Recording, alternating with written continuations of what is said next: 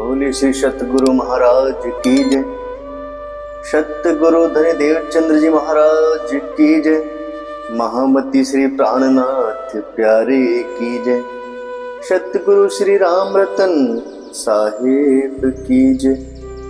मेरे प्राणाधार, मेरे आत्म संबंधी सुंदर साथ जी, आप सभी के चरणों में मेरा कोटान कोट प्रेम प्रणाम जी। मेरे प्यारे सुंदर साथ जी, जैसे कि आपने गत भाग में जाना कि किस प्रकार जब महाराज श्री एक बाजार में पुराने से मंदिर के अंदर ठहर जाते हैं जाकर, तो वहां पर रहने वाले लाला, जिनकी वहां पर दुकान थी बाजार के भीतर, वो पहले तो महाराज जी को वहां से भागने को कहते हैं, परंतु बाद में कुछ हृदय में परिवर्तन इस प्रकार होता है कि स्वयं आते हैं और महाराज जी को अपने दुकान में ले जाकर स्वयं लंगोट का कपड़ा फाड़ कर देते हैं।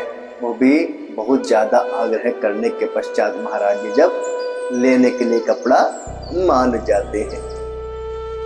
और प्यारे सुंदर साथ जी लंगोट का कपड़ा आग्रह करने पर दे देते हैं, परंतु उसके पश्चात एक थाली का कपड़ा क्या, एक कांबल क्या, एक चदरिया क्या, सब कुछ महाराज जी को दे देते हैं। ऐसा हृदय परिवर्तन उस पार ब्रह्म परमात्मा की कृपा के द्वारा ही संभव है।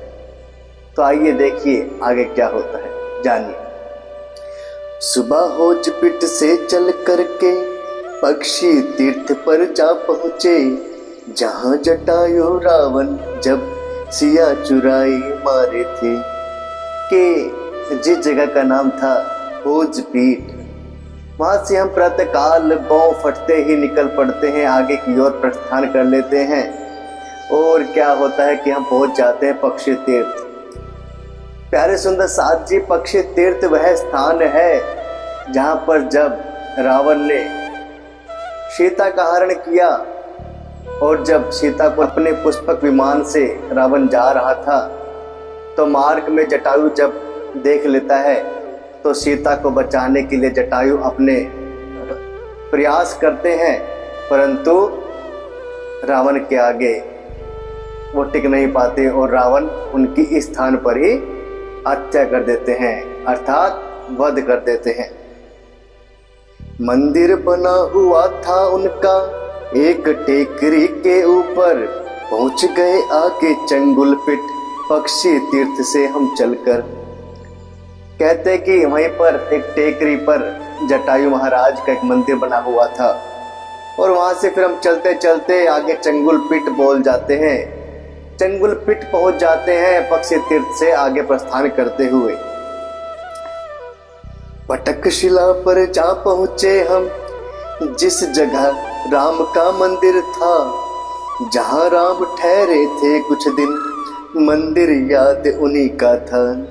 कि हम पटकशिला नामक स्थान पर पहुंच जाते हैं, जो कि जब सीता हरण रावण के द्वारा किया जाता है, और सीता के वियोग में जब श्री राम दर बदर घूमते रहते हैं, तो इस पटकशिला नामक स्थान पर ही वह कुछ दिन बिताते हैं।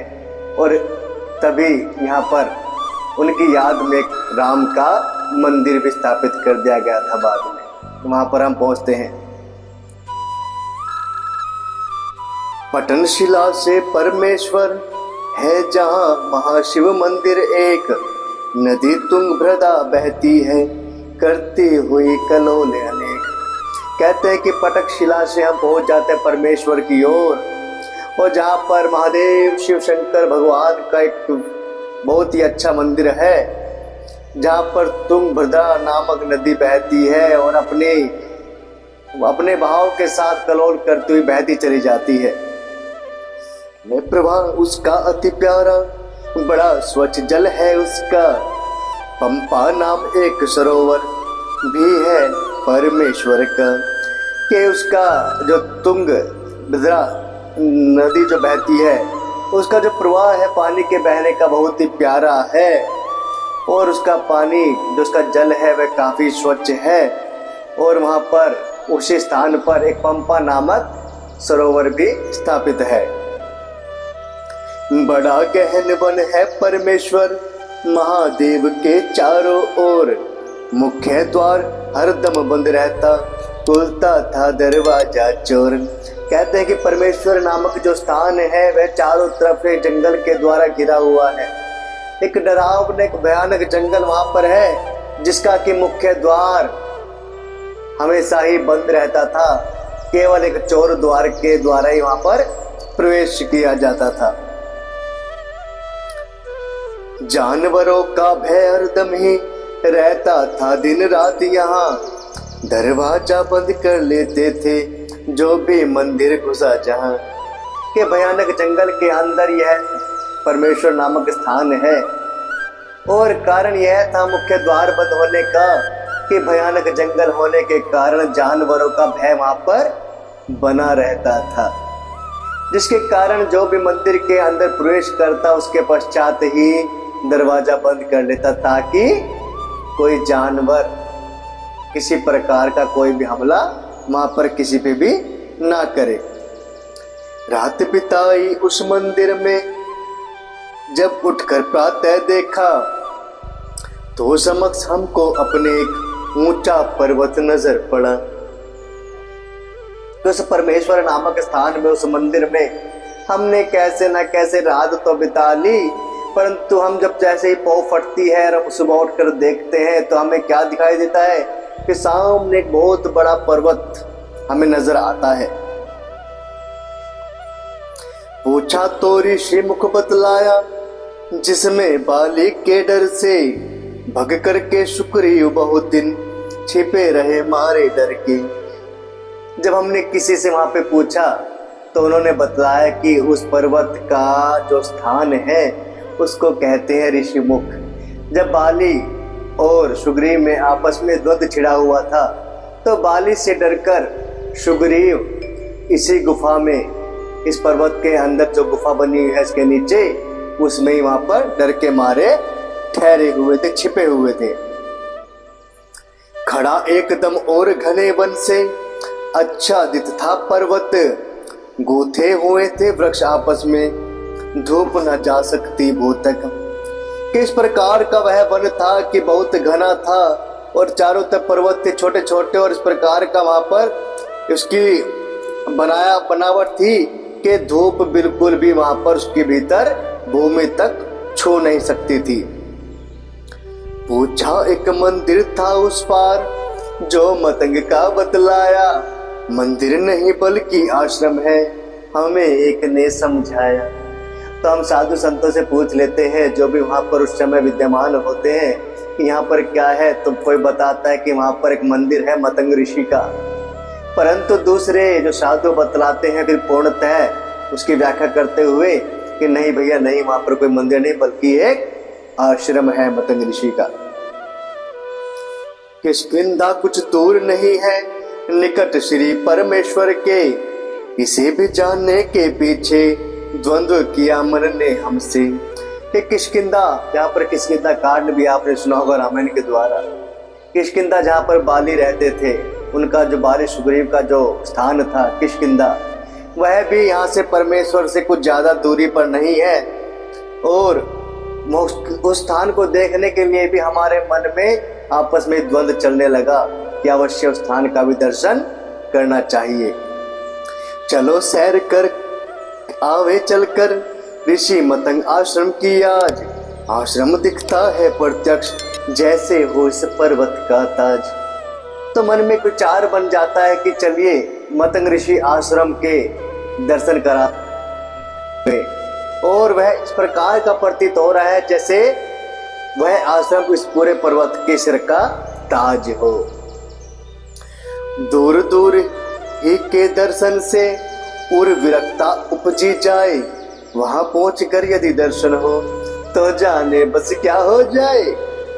कि दूर से जैसे हम उसका दीदार कर रहे हैं तो हमारे मन में एक उपज पैदा हो जाती है कि अवश्य ही हमें इस स्थान का दर्शन करना चाहिए, और हमारे अंदर इतनी विरक्ता देखकर हमें अंदर अंदर यह भी आभास होने लगता है कि दूर से हमारा ये हाल है, ये हमारी स्थिति है, अगर हम वहां पहुंचकर हमें बाय चांस मतंग ऋषि के अगर दर्शन प्राप्त हो जाते हैं तो जानने क्या से क्या हो जाएगा।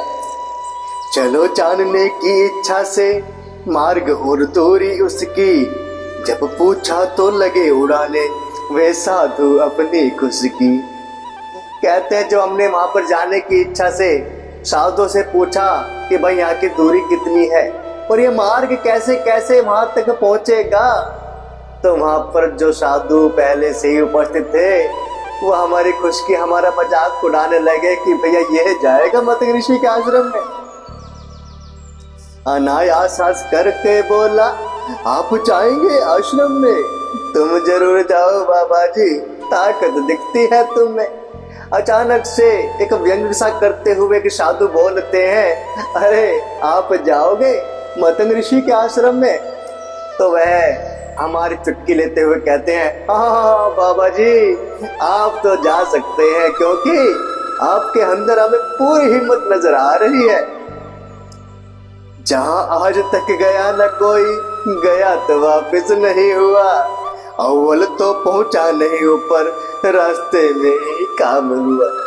तो वह साधु लोग व्यंग करते हुए कहते हैं, चुटकी भी लेते हैं महाराज श्री की, अरे आप जाएंगे मतंग ऋषि के आश्रम में, कोई ऐसा स्थान है जहां पर आज तक कोई गया नहीं, अगर कोई गया भी है तो वापस अब तक वो लौटा नहीं। अपनी ओर मुखाकृति करके खिलखिलाहट की हंसी हंसा, कि हमारी तरफ देखते हुए खिलखिलाकर वह साधु हंस रहा है। हंसी व्यंग सी सुनकर उसकी हम आश्रम से निकल पड़े, जिधर बुद्धि ने मार्ग बताया उसी दिशा को निकल पड़े। कि उसके व्यंग्यात्मक बातों को नजरअंदाज करते हुए हम मतंग ऋषि के आश्रम के दर्शन हेतु उस स्थान से निकल पड़ते हैं और हमारी बुद्धि विवेक हमें जो मार्ग दिखलाती है हम उसी मार्ग पर चलते रहते हैं आगे। विकट चढ़ाई थी पर्वत की एकदम खड़ी नाम को ढाल, अगर बीच से फिसले कोई तो बस पहुंच जाए पाताल। इस पर्वत की चढ़ाई इतनी कठिन थी कि सीधी चढ़ाई इसकी थी और एक ढाल की माफिक खड़ी थी, अगर कोई बाय चांस किसी का पांव अगर गलती से फिसल भी जाए तो सोचो कि वह तो पाताल लोक में सिधार गया, उसका पुनः जीवित होना तो मुमकिन ही नहीं है। वृक्षालिंगन किए हुए थे आपस में ते गुते हुए, जंगल था गुंजान भयानक पगडंडी वन में अनजान। कहते कि आपस में सभी वृक्ष एक दूसरे से जुड़े हुए थे, एक दूसरे का आलिंगन किए हुए थे और आपस में इस प्रकार गुथे हुए थे कि भैया वहां पर देख के डर लगता था। और भयानक जंगल था वह, बहुत ही डरावना जंगल था वह, पगडंडी वन में अनजान। जिस पगडंडी पर हम चलते जा रहे थे अपना मार्ग बनाकर, उस सब से हम बिल्कुल अनजान थे, परंतु हृदय में सिर्फ एक सोच थी कि मतंग ऋषि के आश्रम का दीदार करके आना है, और उस अनजान पगडंडी पर हम चलते रहते हैं। उन्हीं मार्गों से होते हुए बड़े गए हम भी पलछिन, थोड़ी देर मार्ग पर चलते थोड़ी देर बिना रास्ते के, लेकिन हम उन मार्ग पे चलते हुए आगे आगे बढ़ते जाते हैं और जहाँ तक हमें मार्ग नजर आता हम मार्ग पे चल देते हैं, पगडंडी पर चल देते हैं, परंतु जब नजर नहीं आता तो बिना रास्ते के हम आगे बढ़ते रहते हैं। कहीं खुला मिल जाता रास्ता, कहीं निकलते फंस फंस के, तुके और बेतुके मार्ग पल में विलीन पल में पाते। कहते हैं कि जब हम रास्ते पे निकल रहे हैं, उस मार्ग पे निकल रहे हैं, तो कहीं तो हमें रास्ता खुला मिल जाता और कहीं हमें बंद मिलता, परंतु हम फिर भी आगे बढ़ते रहे। हमने अपना जो हमारे मन में विचार आया था उसको नहीं बदला और आगे हम कहीं फंस फंस के कहीं खुले होते हुए निकलते ही जा रहे हैं। 10-10 गज उपरांत और ही मार्ग ढूंढने पड़ जाते, कहीं सघनता बड़ी भयानक, कहीं हड्डियों के पिंजर। कि मात्र 10-10 गज की दूरी पर ही हमें मार्ग को खोजना पड़ जाता। क्यों? क्योंकि मार्ग हमें मात्र 10 गज की दूरी पर बंद मिलता, फिर हमें दूसरा मार्ग खोजना पड़ता। और हम तुके बेतुके मार्ग से निकलते जा रहे हैं। और सघनता कहीं पर वन की बहुत भयानक थी और कहीं पर तो हड्डियों के पिंजर हमें पड़े हुए मिलते थे, जिससे कि अच्छे खासे आदमी का, अच्छे खासे व्यक्ति का हृदय भयभीत हो जाए देखकर।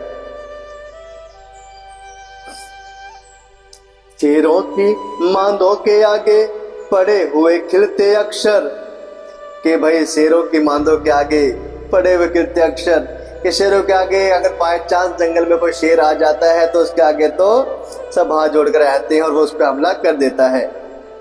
शेर और गुलदार जानवर थे जंगल में कसरत से, दिन में भी खूंखार दरिंदे अपनी धुन में रहते थे। कि शेर और एक गुलदार नामक जो जानवर होता है, मानो उस जगह पर, उस स्थान पर, उस जंगल में उनका राज चलता है। अरे रात में तो भय की बात होती ही है, दिन में भी वह हमला करने से कतराते नहीं थे। वैसे किसी समय भी खाली जंगल को समझो हिम्मत, पथिक पहुंच जावे मंजिल तक बहुत बड़ी समझो किस्मत। कि जंगल को कभी भी हल्के में नहीं लेना चाहिए। कोई भी समय ऐसा नहीं सोचना चाहिए कि यहाँ पर भय की कोई बात नहीं है। जंगल बहुत डरावना होता है, कभी भी कब अपने आगोश में भर ले पता नहीं चलेगा। लेकिन अगर पथिक सपोज करो बाय चांस अपनी मंजिल तक पहुंच जाता है, वह राही मार्ग पर चलता हुआ जंगल के मार्ग पर पहुंच भी गया, तो मानो यह उसकी किस्मत ही अच्छी थी कि वहां पर पहुंच गया। अन्यथा जंगल के जानवर पथिक को छोड़ते नहीं है।